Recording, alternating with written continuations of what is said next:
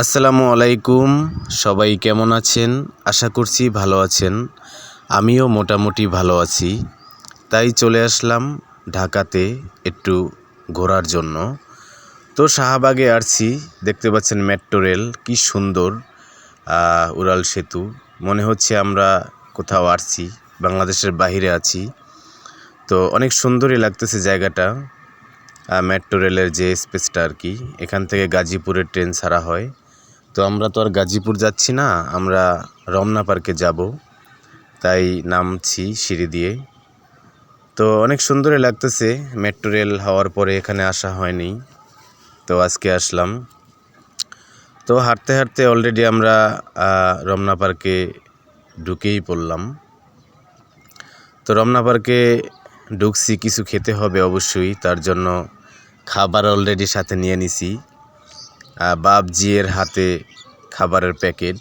আমরা কোথাও বসে খাবো এবং সারাদিন এখানে ঘুরবো, তো তার জন্য কিছু লাঞ্চ নিয়ে নিলাম। তো কোথায় বসবো খুঁজে পাচ্ছি না, জোড়ায় জোড়ায় গার্লফ্রেন্ড আর বয়ফ্রেন্ড, কিন্তু আমরা যে হাজব্যান্ড ওয়াইফ, আমরা সিট পাচ্ছি না বসার জন্য।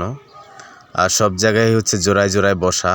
তো ঘুরছি আর দেখছি যে কোথায় বসা যায়, কোথাও সিট খালি নাই। কি করব, খালি ঘুরতেছি আর দেখতেছি, শুধু গার্লফ্রেন্ড আর বয়ফ্রেন্ড, কিন্তু পার্ক ওদের কারণেই ভরে আছে, আমরা বসতে পারতেছি না।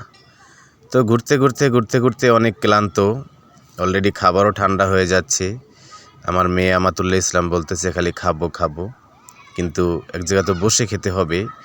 তো ঠান্ডা পরিবেশে বসার জন্য একটা স্পেস পাইলাম, দেখতে পাচ্ছেন খুবই সুন্দর একটি জায়গা।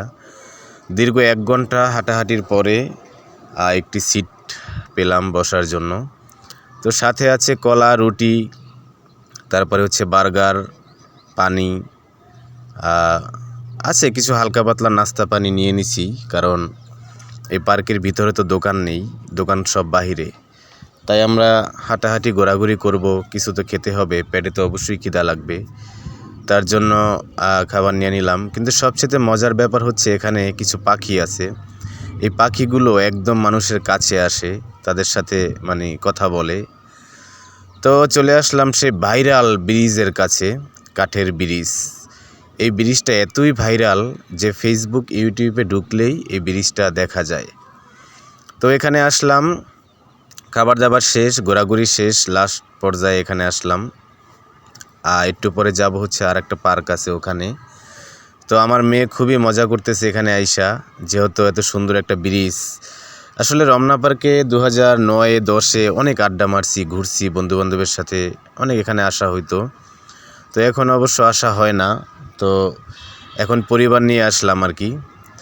তো কাঠের ব্রিজ ঘোরাঘুরি শেষ, এখন আমাতুল্লাহ খেলতেছে, দৌড়াদৌড়ি করতেছে, কারণ খোলামেলা জায়গা পেলে তো সব বাচ্চারাই অনেক এনজয় করে। তো বাবা মেয়ে একসাথে খুবই এনজয় করতেছি, মজা করতেছি, হাঁটতেছি। গ্রামীণ পরিবেশ দেখতে পাচ্ছেন। তো ভাবলাম একটি গাছ আছে কি সুন্দর, ছোটোবেলায় তো অনেক গাছে উঠছি, অনেক কিছু পারছি। তো গাছটা একটু ব্যায়াম করলাম, গাছটা একটু উঠলাম, ভালোই লাগলো। আমার কাছে মনে হইতেছে আমি কোথাও আসছি, কোথাও গ্রামে আসছি। এটা যে ঢাকার ভিতরে, রাজধানীর ভিতরে রমনা পার্ক, সেটা মনেই হচ্ছে না। মনে হচ্ছে আমি হয়তো কোনো গ্রামে আসছি ঘোরার জন্য বা দেশে আসছি। তো খুবই ভালো লাগতেছে, আপনারাও আসবেন মাঝে মাঝে, মেয়েকে নিয়ে, ছেলেকে নিয়ে, বউকে নিয়ে, খুবই ভালো লাগবে। কারণ রমনা পার্ক খুবই সুন্দর একটি জায়গা। ঢাকার ভিতরে সবচেয়ে নিরাপদ একটি পার্ক হচ্ছে রমনা পার্ক। এখানে হাজব্যান্ড ওয়াইফ ফ্যামিলিকে নিয়ে এখানে আসা যায়, কোনো টিকিট লাগে না, বিনামূল্যে এখানে ঘোরাঘুরি করা যায়। দর্শক, সবচেয়ে মজার ব্যাপার হলো এই রমনা পার্কের ভিতরে ছোট্ট একটি মিনি পার্ক রয়েছে বাচ্চাদের খেলার জন্য, বিনামূল্যে। তো আমার মেয়ে কান্নাকাটি করতেছে, ডরাচ্ছে, এখানে উঠতে চাচ্ছে না আর কি।